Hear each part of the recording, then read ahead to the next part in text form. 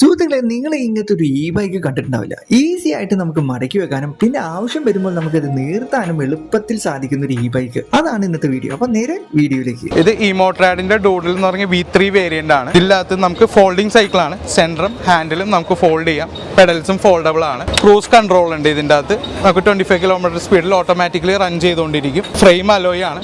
Life time ആണ് ഇതിന്റെ warranty വരുന്നത്. ഹബിലാണ് മോട്ടർ വരുന്നത്. ഹബ് മോട്ടർ ആണ്. മൈലേജ് റേഞ്ച് നമുക്ക് ഓൺ ത്രോട്ടിൽ മാത്രമാണെങ്കിൽ 40-50 വരെയൊക്കെ കിട്ടും. ഇത്ര സമയം എടുക്കുന്നുണ്ട് ചാർജ് ചെയ്യാൻ 4 to 5 hours ആണ് ചാർജിങ് ടൈം. ഞാൻ ജസ്റ്റ് ഒന്ന് ഫോൾഡ് ചെയ്ത് കാണിക്കാം.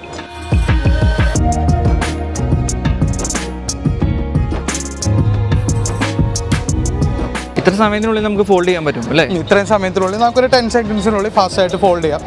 അൺഫോൾഡിങ്ങും സിമ്പിൾ തന്നെയാണ്.